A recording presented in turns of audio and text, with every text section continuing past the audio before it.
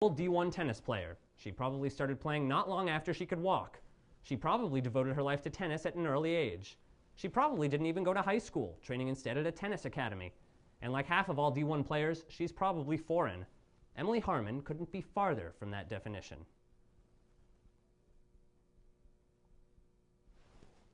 In the tiny city of Petersburg, West Virginia, Emily Harman did seemingly anything and everything.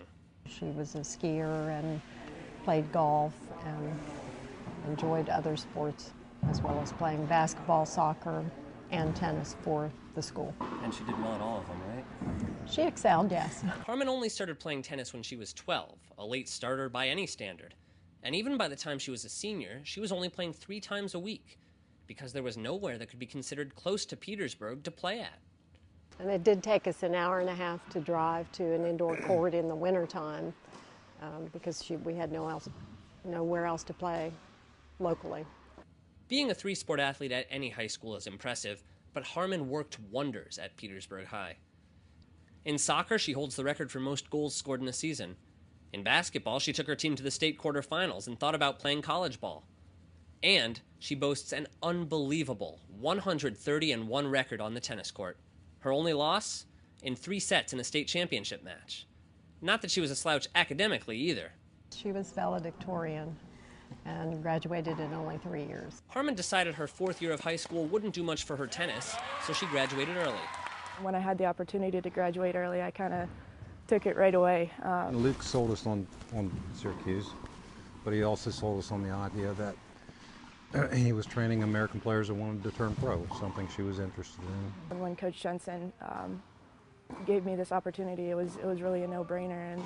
And you know, I'd like to say it was a tough decision to kind of leave my friends and jump a grade, but in the end, I am very, very happy I made that decision. She came to the program at age 16 and wasted no time in taking the top spot on the team. She was dedicated on the court.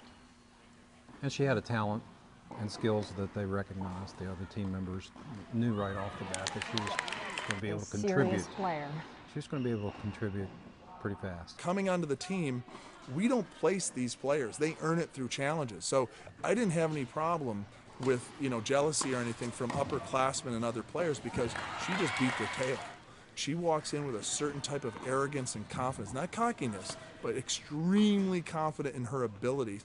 And right as a freshman, she's played #1 here every single year, and it hasn't been given to her. I think it was really motivating, really good for her to push us and challenge us. And we still had to, after being here a year, show her how Syracuse ran, but she picked it up right away and obviously excelled. It's all about the perspective that you take, the mindset that you walk out onto the court. For me, it wasn't as much who was on the other side. It was more about how they played, how my game matched up with them, what I could do to counteract whatever strengths they had, how I could exploit their weaknesses. What was it like for her coming in here with all of that and being 16 years old? Awkward. Good description. There was a learning curve there.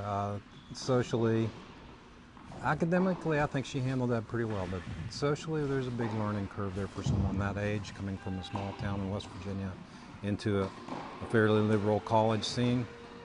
But it was tough the first year. But since then, Harman has only continued to grow and progress, becoming one of the most accomplished players in team history. She's a captain, part of the 100-win club, cracking the top 20 in all-time wins.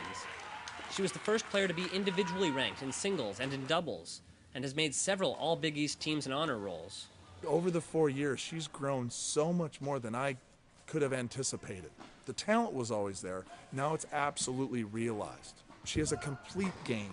She could do different elements, serve and volley, serve and stay back, chip the ball, hit with touch, hit with power. But now I think she understands how to use those tools a lot better. And now it's Harman's turn to play leader, even if she is surprisingly close in age to the younger players. I think it is a little weird because I am young still, and I was young for my grade anyway, and then I moved up, and so it's been a weird balancing act for me. I think a couple of the freshmen thought I was a lot older than I was. As much as she's done for Syracuse, Harman says the program has done as much, if not more, for her too. Not only is she a better player, but a better person. And she hopes the example is passed on to the next group of girls who come through Jensen's program. I want people to know that I'm gone, and that means to me that I've made an impact on this program, and that there's something that they can take from me and that they can learn from me. And I just try to really push people to be, as mature, as responsible as they can, as good of people as we can, to really not be settled for just average or good. And I think I've really based my own life on that, to lead by example and to really not talk, but do. Athletic Director Daryl Gross calls her a pillar of the program under Jensen, part of a program that has seen its first 20-win season. It means a lot to me. One of my goals as a Syracuse player, especially one of the first ones under Coach Jensen, was to really pave the way and to start really building a program. And I wanted to be a huge part of that from the very beginning. So to hear him say that and to hear an AD say that, it's extremely special for me and something that I'll take with me for the rest of my life. Well, I think when it's all said and done, when I'm done here at Syracuse, there will be, a symbolic statue, who really embodies the Syracuse way. And there are many others that have tried and come close. But I think the person who plays well under pressure, the person who really is dedicated to the mission is to be #1 in the world, to bring American tennis back. She embodies that. She's not the definition of a Division I tennis player, but in Jensen's dictionary, look up champion and look up Syracuse tennis. Emily Harman will be a synonym. Lorne, Fultonberg, CitrusTV.